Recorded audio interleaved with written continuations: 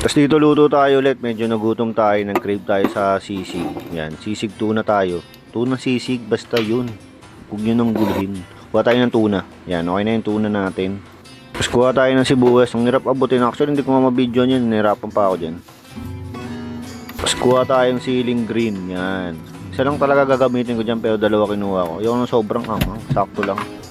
Tapos yan. I-prepare na natin. Hindi ko na binidyo yung pagkuha ng mayonnaise. Kayo na bahala dyan. Basta kinuha ko yan. Yan. Yan yung mga ingredients natin. Yan. Balatan mo muna yung sibuyas. Tapos saka mo hiwa-hiwain. Depende sa hiwa. Sa akin kahit anong hiwa lang basta maliliit. Pwede na yan.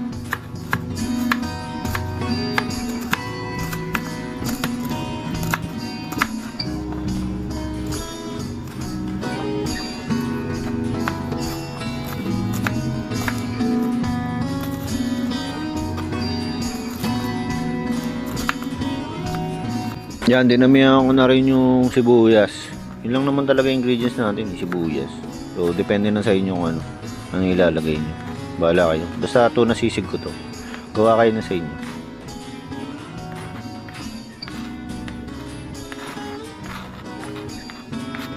So, eto na nga. Dalawa kinuha ko pero isa lang gagamitin ko dyan. Ayoko kasi na sobrang hanghang. Hanghang? Anghang. Ano ba naman yan? Nabubulol ka pa. Magdadab ka na lang. Dab ba tawag dito? Voice over. Okay na kayo. Sa part na yan, yung lata, binuksan ko na ng maliit para maalis yung sabaw. Actually, iniwalay ko yung sabaw para dun yung laman is maiwan dun sa lata. Isa lang pinakita ko, di ko na pinakita yung isa. Bahala na kayo dyan.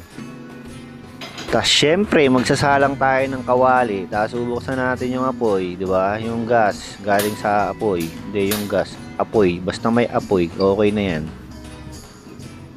So sa part na yan, dino-double check ko lang kung may natira pang tubig. Pag wala na, magsalang na tayo. Una, lagyan natin ng mantika. Yan. Tapos painitin natin yung mantika. Olive oil yung mantika namin. Pero okay naman, di lang maganda dun sa ano, sa pagpa-fry, deep fry. Tama ba? Bala kayo. Yan, nilagay ko na yung century tuna. Yung tuna. Yan, dito sponsored. So, durug-durugin nyo lang. Lagay ko na rin yung pangalawa. Bahala na kayo. Kung ilan gusto nyo. Kung gusto nyo mas marami, lagay nyo mga 10. 10 kaban. So, dinurog ko lang yan. Bala ko siya i-toast.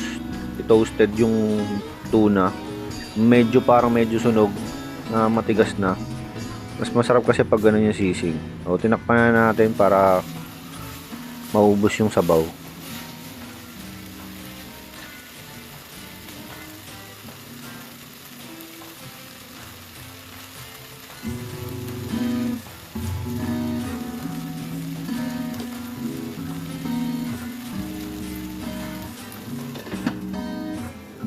Tapos yan, toasted na. Nilagay ko na yung sibuyas. Yan. Gusto ko nilalagay yung sibuyas para medyo maluto siya. Ayoko nang hindi luto. Tapos asin at paminta. Naglalagay ng asin paminta para lumabas yung lasa. Hindi ko alam kung saan lalabas. Basta lalabas yung lasa dyan. Tapos lagyan na natin ng isang pirasong anghang. Anghang. Yan. Isa lang kasi ayoko nung sobrang anghang. Tsaka hindi lang naman ako kakain, pati yung asawa ko. Lagyan ko ng toyo para magkaroon lang ng kulay. Pero hindi yan maalat ha. Pero depende sa panlasa nyo. Yan. Tapos itlog. Yan. Tapos durugin nyo lang yung itlog dyan. Tapos okay na yan. Palag-palag na. Hiwain nyo lang yung itlog. Hiwain. Basta scramble nyo yung itlog hanggang maluto.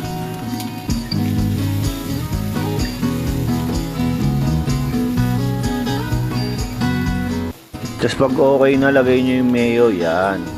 Lagyan ko ng design, hindi ko alam bakit. Lilipat ko naman yun sa plato. Pa-design pa. Hindi, para maluto din yung mayo sa init. Tapos wala lang. Prep ko lang maglagay ng mayo habang nasa kalan. Basta nasa lutuan. So ito na nga, nilagyan ko ng mayo doon. Pero ito transfer ko pa siya sa plato. Di wala din yung mayo, di ba? Nawala yung garnish na pa-effect ko, di ba? Yan. So, nagulo-gulo din. Hindi ko na ginarnish kasi magulo eh. Okay na yan. Palag na yan. Siyempre, ito na. Tikman na. Tikman na ng aking asawa. Yan. Mukhang okay naman sa kanya. Okay daw.